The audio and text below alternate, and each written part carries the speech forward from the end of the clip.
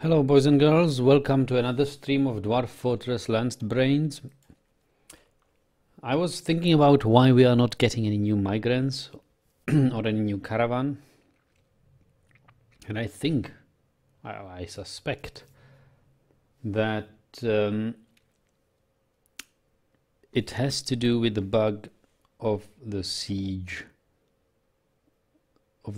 tag not going away, where we have a siege, but part of the siege stays off screen, unable to enter the map until they eventually leave. So that's why it takes so long for us to lose the siege label. And I think for the same reason, there could be that traders actually came, but they are somehow outside of the map. They are loaded in memory, but outside of the map, they somehow cannot enter our map. And then they give up and go back, angry that they could not trade with us. Or maybe there may even be some migrants off the screen who can't enter our map. Who knows? I mean, that's what I suspect. And if it happens for like 2 more years, I guess we'll give up. I mean, what purpose do we have? I mean, we hadn't have a single tavern visitor in years, a single migrant, a single trade, nothing. You know? It's something I don't like. Hey, I don't want to be rude, but if you don't mind me asking, how old are you? I don't mind telling my age. I'm 37. I feel quite old.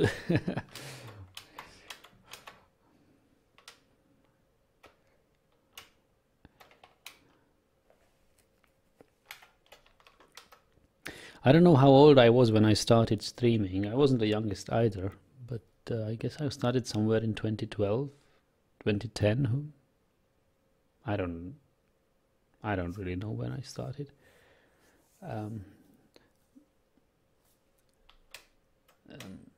So I was, I mean, 2012, 2006, 2. I don't really remember. 2012 was probably the year when I started playing Dwarf Fortress. But I've been a YouTuber. I'd been a YouTuber for a couple of years before that. So I don't know. Yeah. When I started.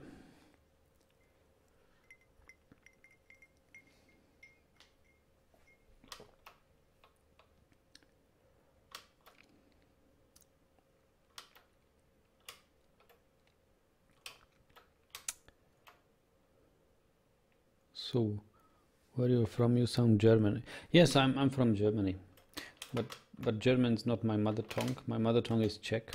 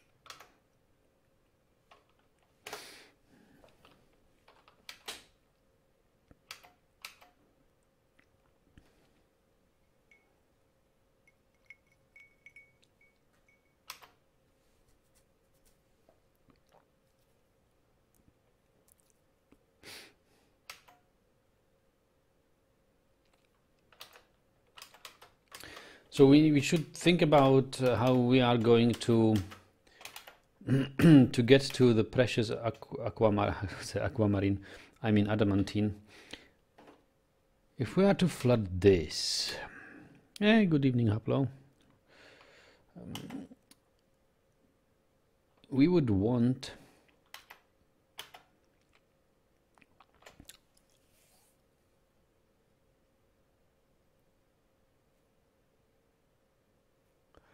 I mean, how are we going to flood this, really?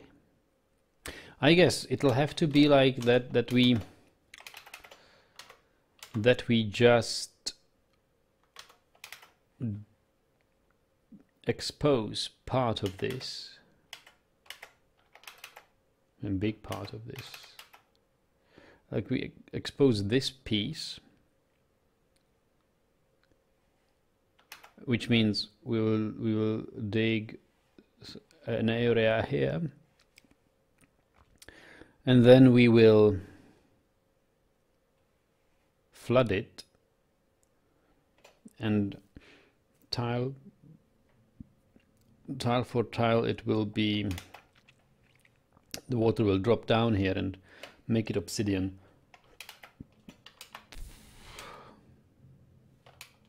So that's the big plan, I guess.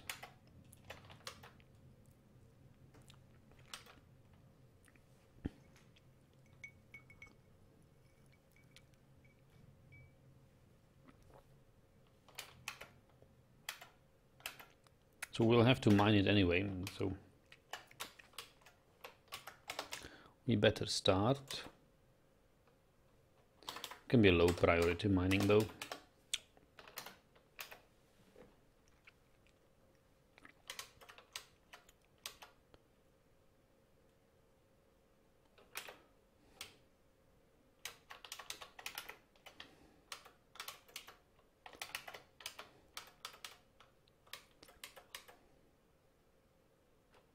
Oh boy!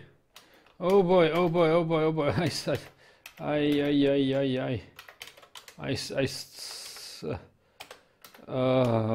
let my dwarf pump there forever.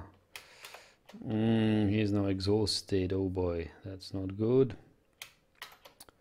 I forgot that we have a dwarf pumping there.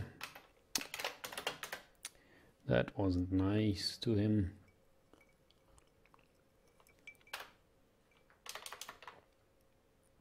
Astesh, but probably Astesh now. Where is Astesh?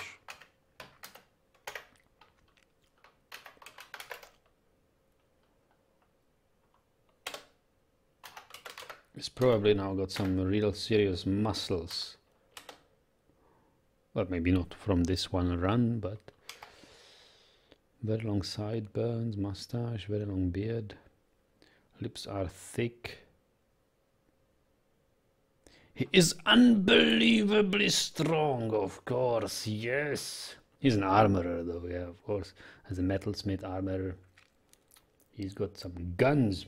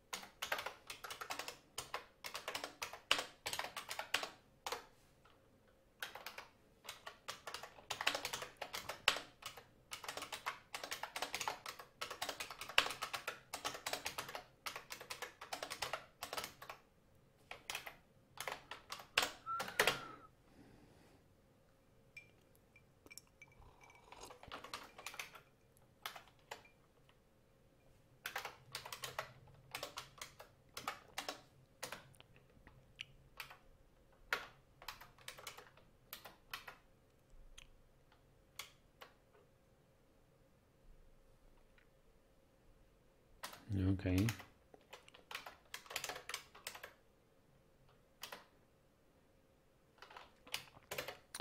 I believe we can build some more doors.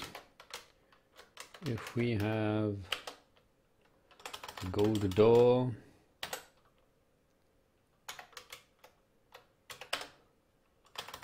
gold door, gold door.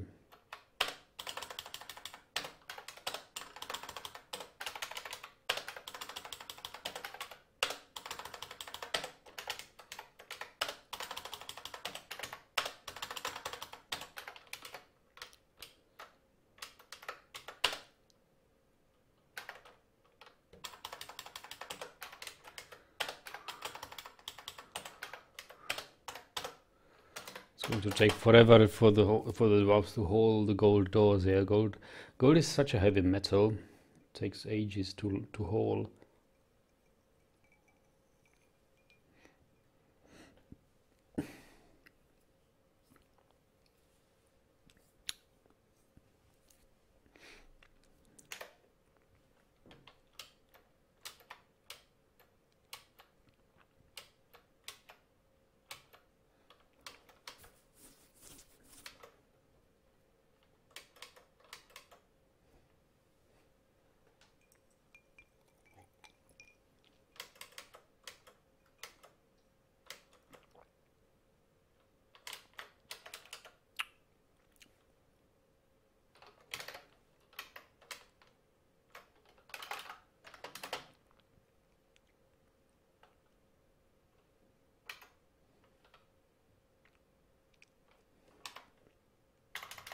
Ay, ay, ay, ay, ay.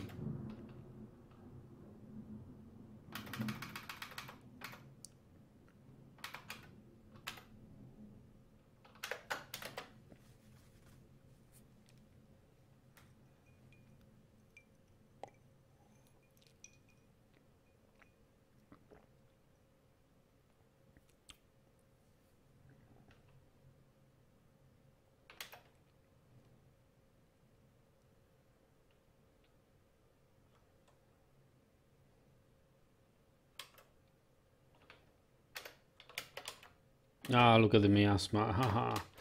Something bad is happening. Unprepared food, meat barrel. You have anything rotten here? Where does it come from?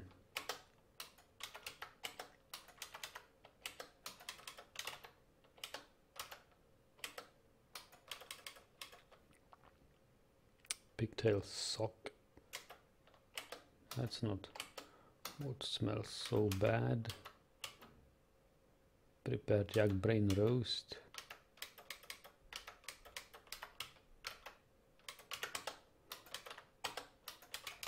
Where the hell is this miasma coming from?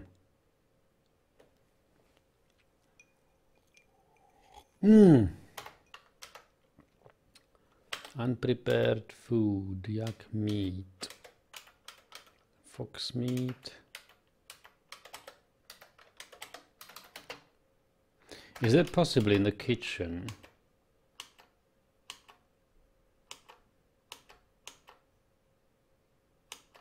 Why is there so many bags in the kitchen? Perhaps from all those quarry bush leaves which were stored in the bags. Rotten raccoon meat roast. Oh no, please! I want this to be dumped. And yes, I know what the miasma cause is. The cause is that we can't dump items. We don't have a dumping area because these guys aren't hauling these refuse things to the atom smasher. So there's no free tiles to dump rotten food on. Yep, that's how it is. I've overstrained the working capacity, I mean the dwarves, with too much work to do, little time to haul rotten things onto a refuse stockpile. I mean, the refuse stockpile is full. There is no space in the refuse stockpile, but too busy to dump the rotten things from the refuse stockpile to the dumping tile.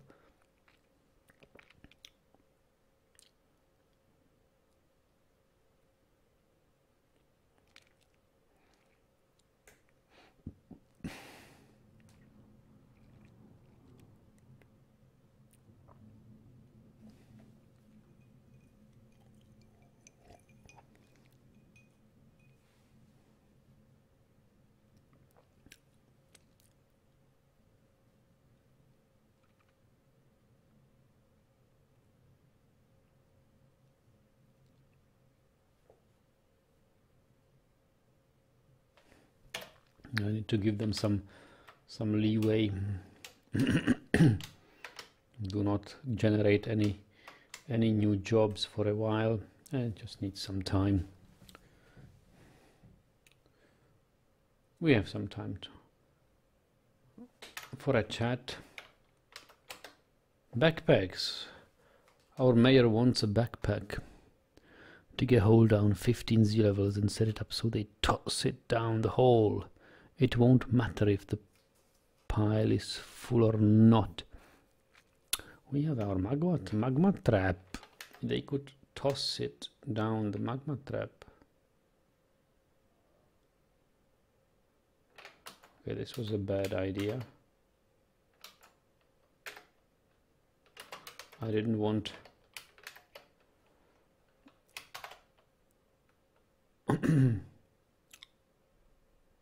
I didn't want a follow hotkey.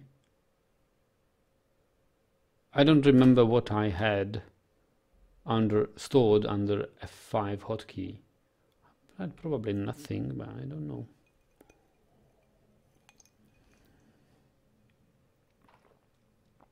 Now I have the following unit. That's not what I want.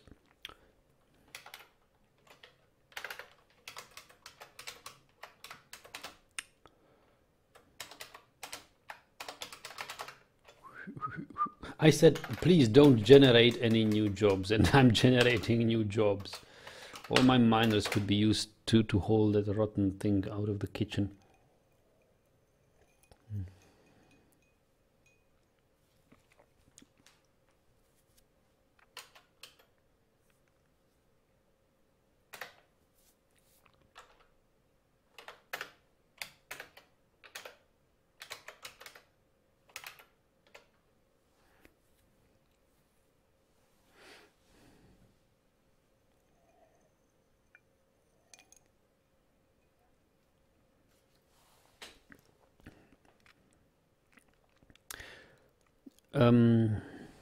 Where is the guy? Volchard. Volchard was suggesting, or I think it was Volchard, suggesting a small world, or even a very small world for the next fortress, because as your fortress grows old, the rate of the gameplay, I mean, the game slows down because computer's memory gets littered. The CPU is busy calculating all sorts of things which are not there when you have a young fortress. So it slows down gradually. And fortresses who don't die to enemies die to just slow FPS because it drops to unplayable levels. So his idea was to play a fortress in a small world where supposedly the FPS is much better, where it doesn't take so long for the computer to compute things, everything lives faster, moves faster. But I can't really believe it. I mean, in order to how do you say, to to prove it wrong, this thesis that small worlds have a faster FPS, I would have to play a faster world and say, okay, look, I played a faster world and it slows down just the way as the large worlds. I have read some forum posts in Dwarf Fortress that it may not be that true, that there are, the only thing that matters practically is the count of your dwarves, the size of your embark area, and the amount of items you have. That's all that counts. Of course, the world history advances as you play, and these advancements take some amount of CPU power to to calculate, but it's I think it's negligible, or if it's not negligible, then it happens like once in a season, or once a month, or I mean in some steps where the game somehow not completely freezes, but like has a hiccup where it holds, computes stuff, and then goes on. And that's I think that's this phases where the world history somehow goes on. I believe. I mean, that's my impression. I can't prove it, of course, but I think if I had a 3x3 embark area in a small or very small world, and it would be just as cluttered as here this one is, it would be just as slow. And I don't really want to play another world. I'm happy with this world we have here. We have a perfect dwarven civilization, the sculpted lancers, who have trained many a wild animal, who have forged, I mean, who have good armorers, master, legendary, whatever, skilled dwarves. I would like to play a third embark with this very civilization. In this, I mean, this is a medium world, it's not even large. So I think it could be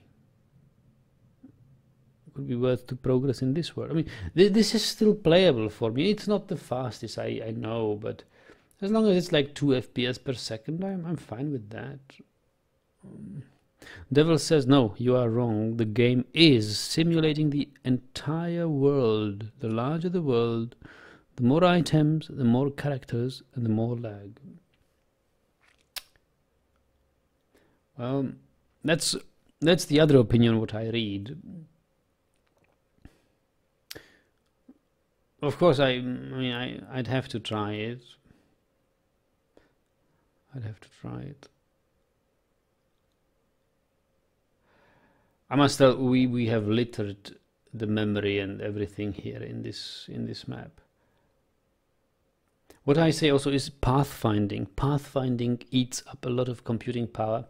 If you have a fortress design with lots of branching corridors and ways, where there is many ways to get from one place to another, where there's like 20 different routes, the pathfinding algorithm has to find the optimal one, and the more routes it has to choose from, the longer it takes for the pathfinding algorithm to calculate the optimal route, and the slower the dwarves actually move.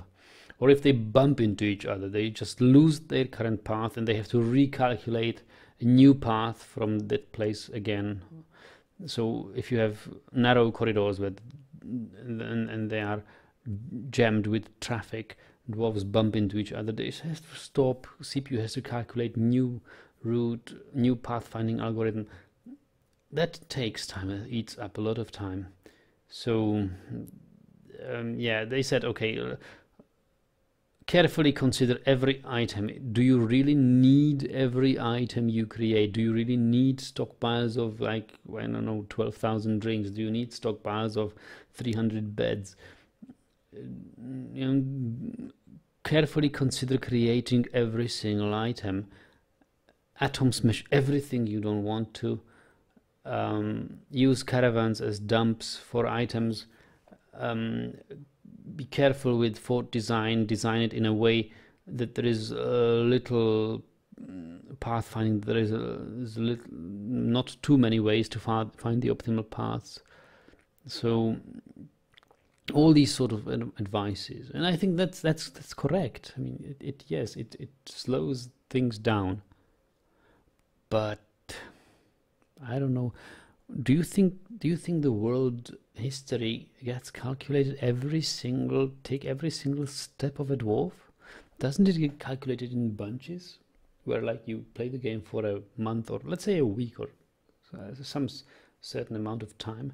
You play the fortress, and then the computer, the game takes time to calculate the background history in that thing. You say, have you set up routes? If you designate areas as travel zones, yeah, the game gets a little faster. No, I don't have. It doesn't make much sense in my fortress. I mean, the way I have designed my fortress is it's organically grown with roots here and there. I try to keep my roots short. Lots of vertical design. So Tom T says, beware of the fractal topology. I have no idea what is that. Fractal topology. Come on, guys, dump it.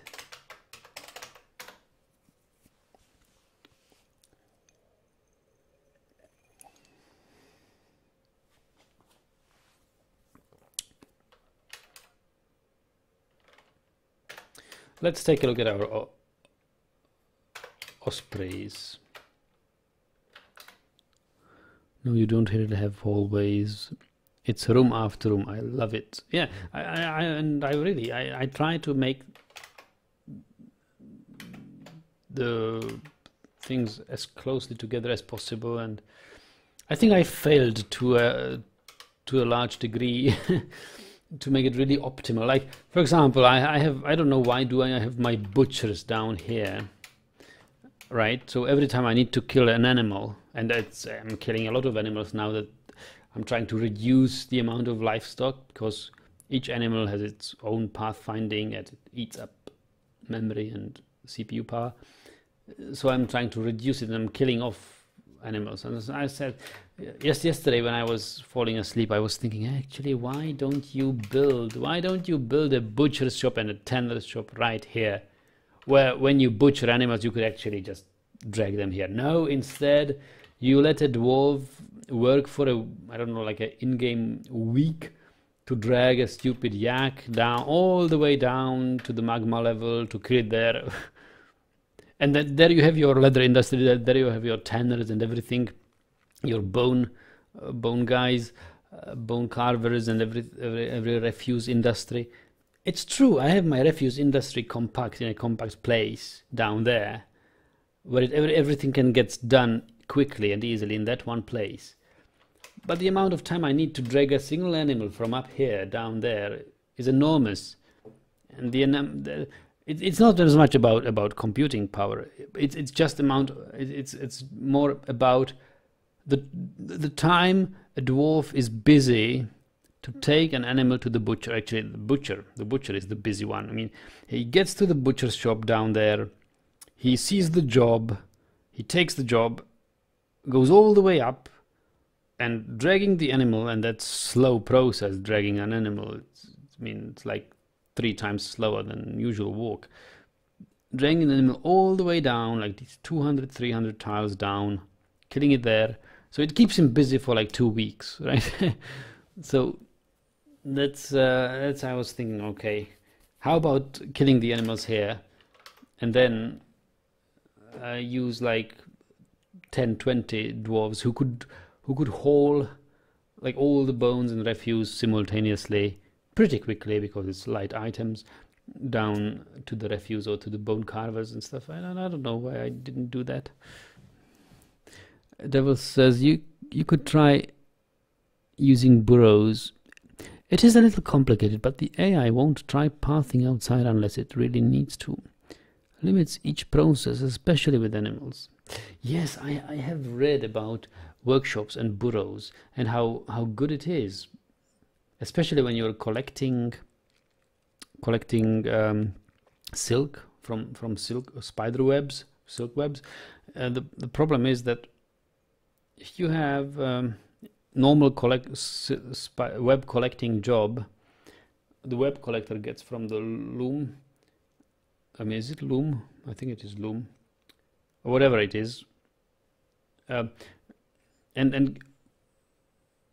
rovers around the fortress looking for spider webs, and occasionally, I mean, he sees a spider web back there, and on the way to collect that one spider webs, he's walking through 3 other spider webs and destroys those. So instead it's better to have each web tile in a burrow, the same burrow as the workshop is. And if he sees the collect webs job, he would just move inside the burrow, and somehow you extend the burrow tile by tile for each and single web in increasing distance from the job, from the workshop with the job, so he doesn't trample another webs. I found it as a good idea to very efficiently gather webs, collect webs. It's a lot of micromanagement though, because every time you have to extend the workshop burrow. And also people say that some people rarely ever use stockpiles. I use a lot of stockpiles. I use very specialized stockpiles which are allowed to take or to give things to certain workshops, or certain workshops which are allowed to work with only things in certain stockpiles. They say it's not not necessary.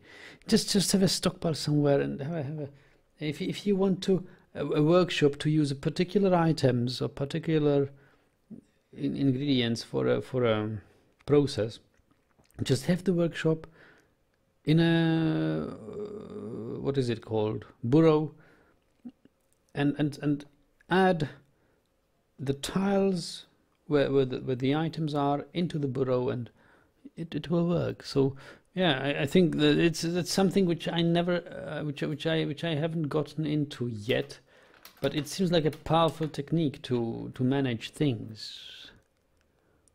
So I don't know, maybe I will somehow try it once. And Tom T says, with fractal topology, I mean the simple thing to avoid a geometry in a 3D that keeps branching out over and over again, so it looks like a broccoli. Do you think that's the problem for a pathfinding algorithm?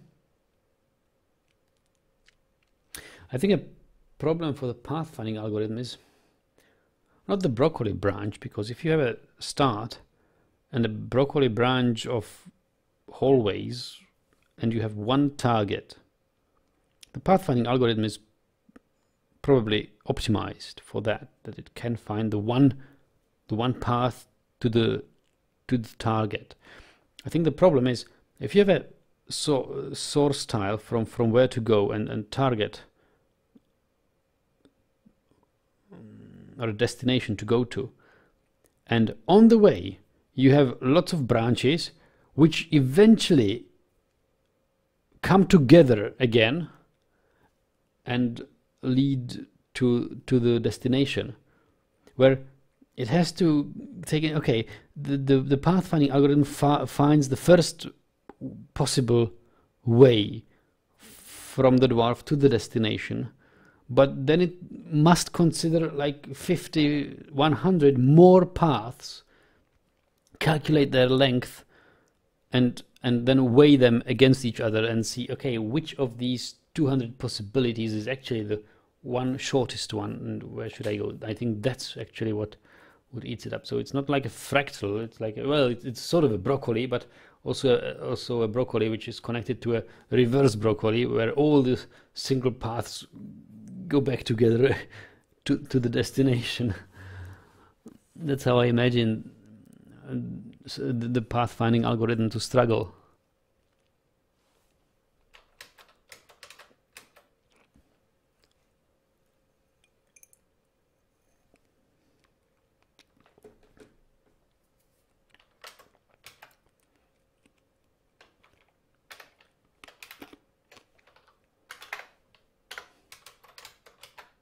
Now look at them.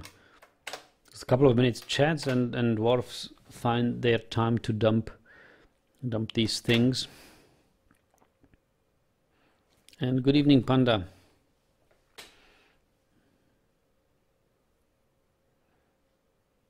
Tom T says broccoli geometry makes 2 points very close to each other.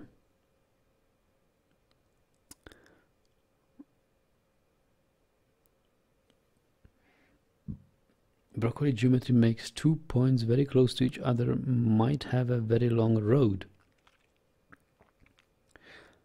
while very many possible paths also are dead ends.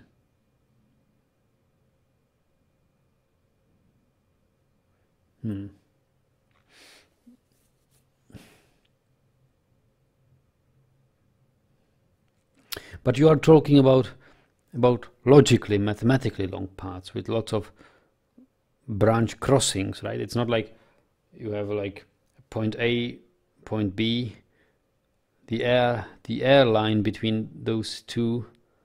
I mean the shortest physical distance between those two is like 10 tiles, but because there is an obstacle and a horrendous long wall which you have to go around, makes it a long path. That's not what you mean, right? You mean really like if you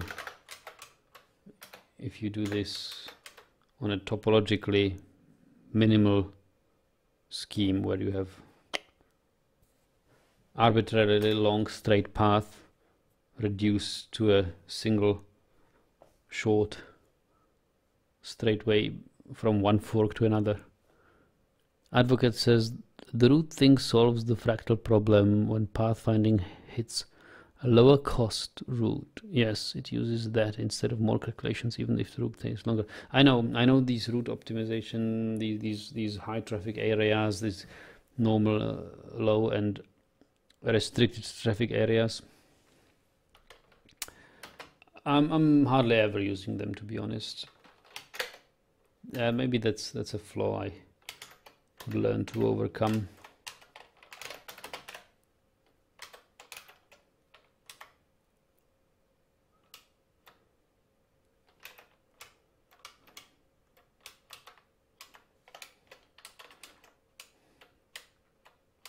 But to be honest, I don't know. It looks like too much effort for too little gain. In the fortresses like I designed them, I could see that high traffic areas would be good for certain YouTubers. I see playing Dwarf Fortress where they have like everything on 2 or 3 levels. I mean, or 3 or 4 levels. The whole fortress is like flat structure, and dwarves just cross the screen for every single thing they have to do. Then it may be profitable to have high traffic areas, but it just can't be bothered to designate traffic areas across like 200 Z levels. Yeah, and you exactly as you say, Tom. You are out in the blue in the mathematical abstractions, in the topological abstractions, where like a teacup is a torus, like topologically.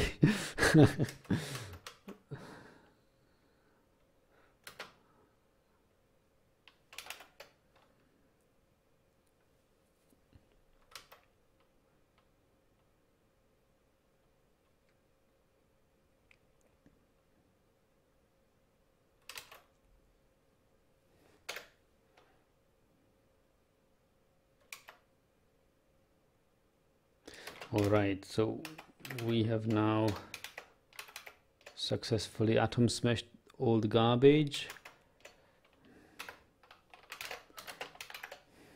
We just lowered the bridge on top of it and it destroyed all the items there.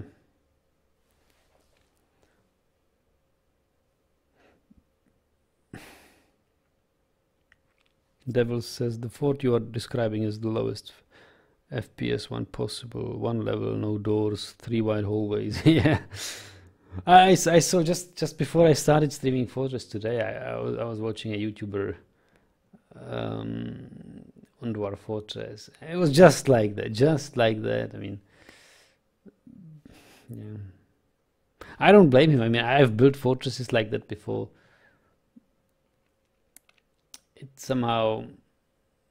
It takes some time for people to get used to and realize how much more efficient it is to build vertically.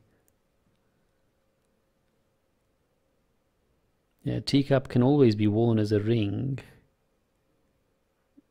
Even if you don't appreciate it, yes.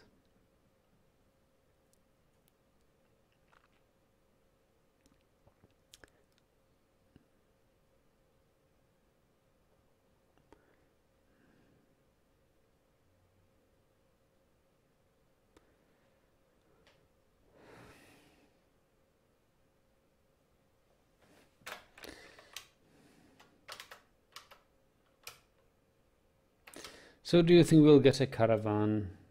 It's mid-autumn right now. And we are still not seeing any sign of a caravan. No migrants, no nothing. Later maybe we'll get some announcement. A vile force of darkness has arrived. Or a night creature. Now you will know why you fear the night.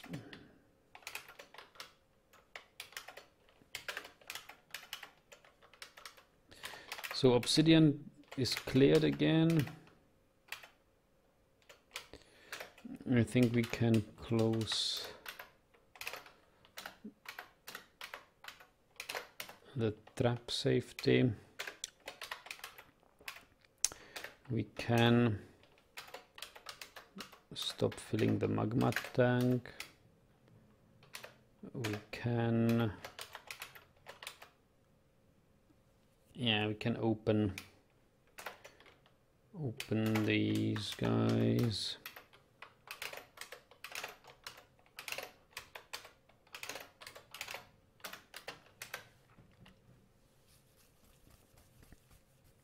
An evil fog envelops the land. Yes, we haven't had that for a while, did we? Had we? These. Oh, what is this?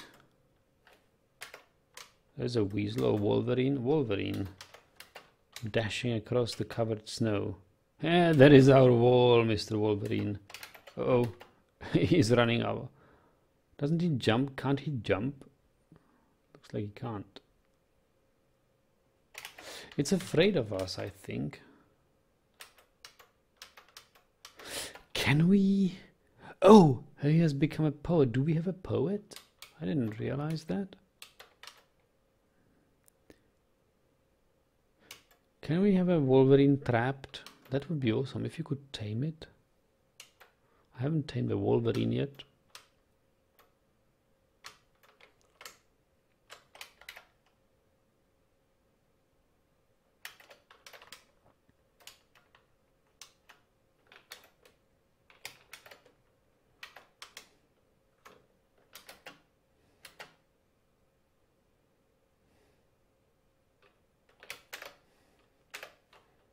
Oh, I know what was F5. Do you know what was F5? Short key, hotkey? It was my magma smelters. Now I remember. That was it. That was indeed it.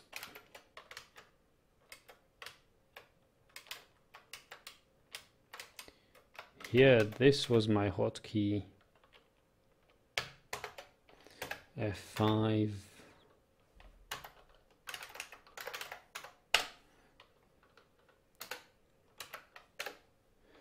That's it.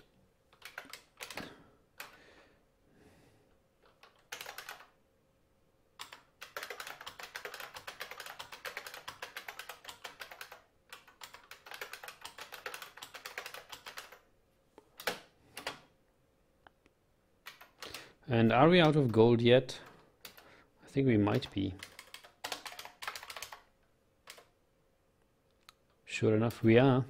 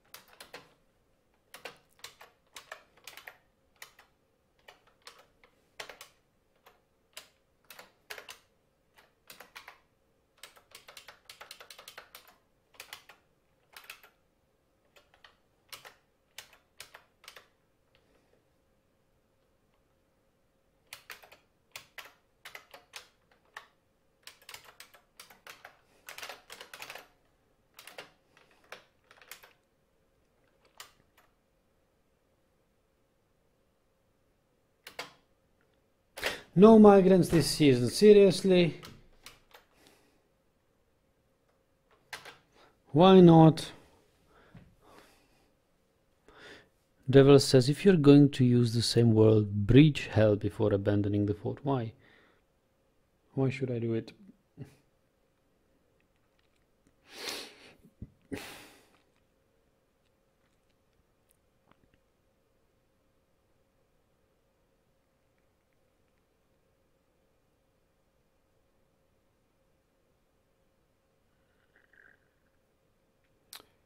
I've read in the wiki what happens to these demons when you cut them loose. I mean, when you breach the hell. Or do you mean the hell, or do you mean adamantine spire? Because there is another area called hell where the hidden fun stuff is, and it is not the adamantine spire. But I've read what happens to the demons and underworld creatures which live in the adamantine spires. They I hope I don't spoil things for you, but they come loose when you retire the fortress. They don't stay at the fortress. I mean, they start roaming the world and settle down in some goblin pits and become leader of a goblin civilization. They are just then the leaders of goblin pits or goblin fortresses or whatever. There's a hidden area called hell where the fun stuff is. Yeah, I mean, I've never got. I mean, I think I've got as far as actually channeling into the, what was it, slate or whatever stone it is, which you can't mine through unless you really want to. And I had no idea what I stumbled upon, and I actually didn't find a way how to dig through it, so I didn't breach into the hell back then. And as much as I've read about it, I don't think I really want to.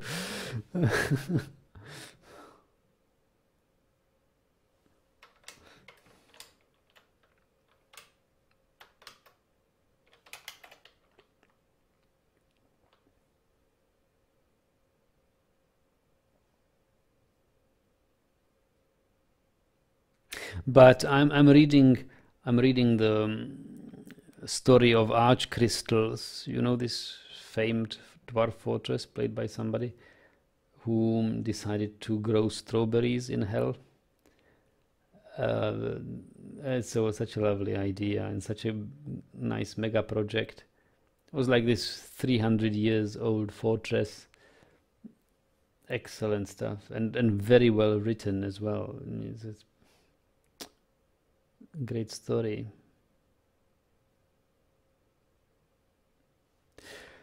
Well, guys, I think I'll call it a day. It was a nice talk with you, but I see I'm not really productive. I see already 12 idlers, and that's the point where we are starting wasting time. And I feel like I don't want to give the dwarves any new jobs, and I really have to consider. I mean, I really have to think about how long do we really want to play this more. I think I'll give it 2 more days a shot. I mean, we will play it tomorrow. Tomorrow's Thursday. We'll play it on. Oh, actually, I won't play it on Friday. No, tomorrow is Wednesday, and the after that is Thursday. We'll play it Wednesday and Thursday, and that's it. If no migrants or no caravan comes, I'll just retire the fortress, and on Sunday I'll take a break until Sunday, and on Sunday we'll start something new. I'll link you the story. It's a great story. I mean, such a wonderful. If you don't have anything as a good night story to read, I mean it's much longer than just a good night story, but it's basically like a book if you want to read it.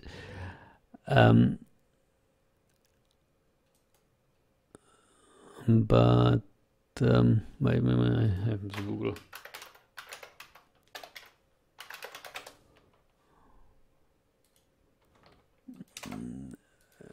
It's a wonderful thing. Arch crystal, 374 years in a fortress.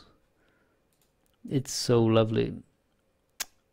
Okay, so have a good time reading that, and I'll see you guys tomorrow. And really, I think the plan is, if we get no caravans or no migrants until Thursday, we'll just retire this. I mean, it could be cool building all these walls all around the fortress, and digging for more adamantine, and slowly breeding our population up to some standard. But no, I just want something. I mean, if I see no point in playing this. I mean, I would love to dump some steel armor, steel weapons, some precious stuff onto the caravans and enrich my civilization, sell them stray foxes, sell them whatever. I mean, make this the new mountain homes or whatever. But if nobody comes, what's the point? What's the point if you can't trade, get no migrants, can't attract the king, and from here and there you get a siege which you can easily deal with? Boring. All right, I'll see you next time. Have a good time reading Arch Crystal. It's worth it.